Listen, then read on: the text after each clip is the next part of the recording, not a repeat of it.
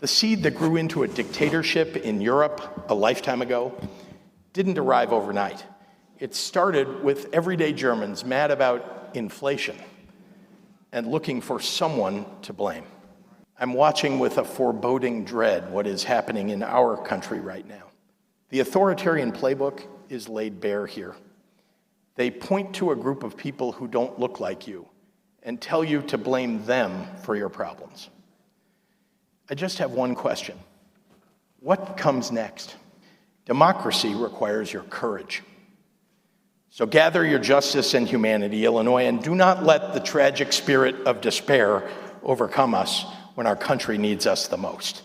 Governor Pritzker getting a lot of attention this week, drawing comparisons to the Trump administration's recent actions to the rise of Nazi Germany during his State of the State speech. So here to talk about the speech and more is WGN political analyst and the host of the WGN Political Report, Paul Lisnek. Hi, guys. Paul, hi. That's not all the governor said, but No. Does this really make a difference what he's saying, unless it's a precursor to him running for president? Well, there probably is that national flavor to it. We're seeing him more on the national stage and all of that. But look, when he went there, I think it took a lot of people, myself included, by surprise. This was a budget address, a State of the State address. And he didn't bury this somewhere in it. I mean, his last part of the speech was this, and his final words were thank you after this. So this clearly was an important part of his message. And I think what the governor was trying to say is, look, sometimes it's like the frog boiling in the water. It happens slowly until you don't realize what's happened to you. And I think the Pritzker was simply calling attention to say, look, things are going on. Don't think they're not, and don't look away from this. The biggest problem right now is the fact that there's no check or balance to President Trump's actions. Now, again, our Trump supporters who are watching, I'm not judging what he's doing. I'm simply saying that some of his actions violate the law. Some of his actions, he's firing people that he doesn't have the right to fire. I mean, Biden wanted to get rid of Louis DeJoy, who ran the post office. That's going on now. And he determined, no, I can't because it's a 10-year term or whatever, and I don't have the legal authority to do it. Trump's not paying attention to that. But what Biden had that Trump doesn't was he had a wall that would stop him and say, you can't do that. And Trump is facing no such wall or barrier. And the founding fathers set it up that way, right? You talk about the checks and balances. That was the point. You've got the party, the Republican Party is in control here, and you look at the Senate confirmations. I mean, all but one made it through. I mean, he got pulled back, right? So Matt Gaetz. the one that didn't get through is Matt Gaetz, but he didn't lose. He pulled himself out. Yeah. But never really got in. Here's the thing. But even on that, it's a fair argument to say the Senate is there to advise and consent. Now, you may or may not agree with their consent in the end, with the problems that we've talked about in the past weeks with RFK Jr. and everybody else. I know they all have fans out there, but at least they were doing what they were supposed to be doing. I think the bigger check is when he's taking steps that firing people where there's a 30-day requirement, the inspectors general, or making decisions which have to do with budget and allocation. Congress controls the purse strings. And I think the first place you may start to see Congress raise its head a little bit, because we are seeing, in different places like Georgia, where you're now having very Republican districts show up and giving their congressman heck, basically saying, what's going on out there? You're supposed to control the budget. Maybe some congressmen will say, yeah, we do have a job to do, because right now, they don't exist.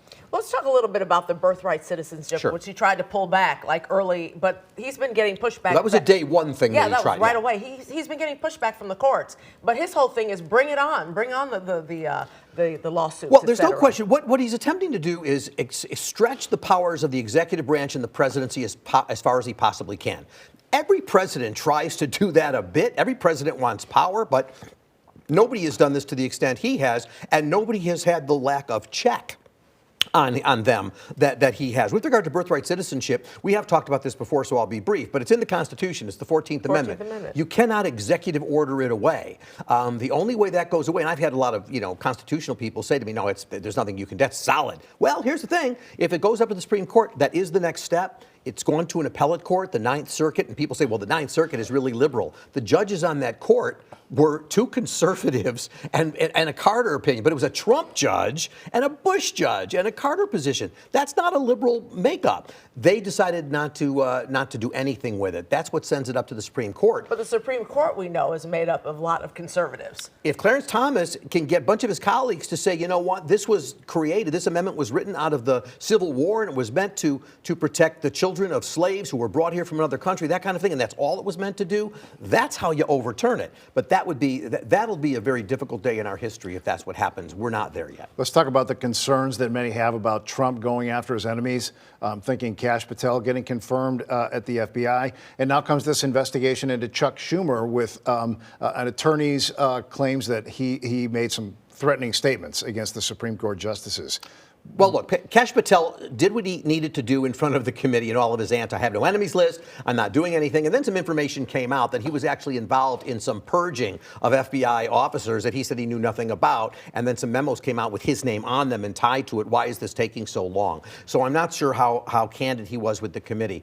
But there's no question that the biggest danger that, in my view, we face right now, again, I say this as a lawyer, is truly the dismantling of the Department of Justice and the FBI. Now, that's not to say that there aren't issues with the Department of Justice and the FBI, but what is happening now is truly turning things on its head. What you're talking about with Chuck Schumer was a comment that he made back in 2020 about the justices. You're going to pay the right. You're going to pay the price over this, whatever. And he even walked that back afterwards. But the point is, here's a new FBI director coming in, and already we're hearing about we need to investigate this comment from 5 years ago that was said. That's what suggests to you an enemies list thing seems to be going on. Anybody who worked at all for the on the January 6th cases in any way, they're all being let go. Literally hundreds, thousands of people are being dismissed. So they accuse Biden of weaponizing the justice system. It's a nonpartisan comment for me to say Biden did not weaponize the justice system because it's independent from him. He had nothing to do with it. But in this case, very clearly, we can see a weaponizing of the justice system going on. It's in front of your eyes. Before being elected, President Trump said that he would be a dictator by day one or on day one. On day one, exactly. And then recently he posted online, "Long live the king." Is there a correlation there? Well, you know, once again, people who support the president's answer will be, he's kidding, it's all a joke and whatever, and maybe it is. And by the way, that picture our viewers are seeing right now, that was issued by the White House. It wasn't. It was made to look like Time Magazine. Exactly, right? It's a Time Magazine thing, but it came from the White House. You know, the only concern I have here is that you are the president of the United States. You're not Jerry Seinfeld. You're not somebody playing out in the entertainment circle. You are the president, and so when you have and he knows there's concern about his acquiring of power and all of that. So to me the strategy would be to downplay things, but when you sort of issue it, "Long live the king," which he said in a tweet, and then comes out that graphic, I just don't know that's a message that any president of the United States should be sending out. And yes, that it's fodder for the media and it's fodder for Democrats and all of that, but I don't think it's an appropriate thing for any president to do. We don't have kings in the United States. In the Ukraine war, quickly, Trump's been negotiating with Vladimir Putin, cutting President Zelensky out, doing some really controversial things that cedes power to Russia. The best way to look at this, Ray, since we don't have that much time, is to look at it this way. Take a step out of the problem. You take a look at the world order and how it's changing. Right now, you have the countries of Europe and democratic countries working together to assist Ukraine. On the other side of this equation is Russia and North Korea and the United States. That's a rearranging of the world order. Now, maybe that's a world order that certain people are happy with, and that's fine. I'm simply pointing out that's a change that we haven't seen in over 80 years. That's the concern. It's a matter of who is the United States going to identify with. But yes, right now I think Zelensky is concerned. We're trying to get his minerals, making deals for all of that. The support that he had from us financially and otherwise seems to be disintegrating. But we'll see. If people speak up and they want Ukraine supported, then potentially there will be support. It doesn't look great right now for Ukraine. What's coming up Sunday? So this Sunday, I'm going to be joined by State Representative Cam Buckner. We're going to look at we didn't even get to that, the state budget, and the promises that Pritzker, he's not raising taxes, but can he get away without doing that? Richard Gordon is a strategist who has been attending a governor's convention, Democratic and Republican governors. So we're going to ask him to be a fly on the wall and tell me what they're talking about and what they're afraid of. Hint, they're afraid of these cuts and the budgeting issues that are going on. And then if I can plug next Tuesday at the Midday News, 11:45, I'll be interviewing Tim Hafey, who was the Chief Investigative Counsel of the House of Representative January 6th investigation. He wrote a book called Harbingers. He compares Charlottesville and January 6th, but he says this is not a left versus right thing. This is really more about inside and outside, and he's got some solutions. It's really interesting. That's Tuesday at 11:45. Thank you, sir. Have a good Thank you, guys. weekend. You too.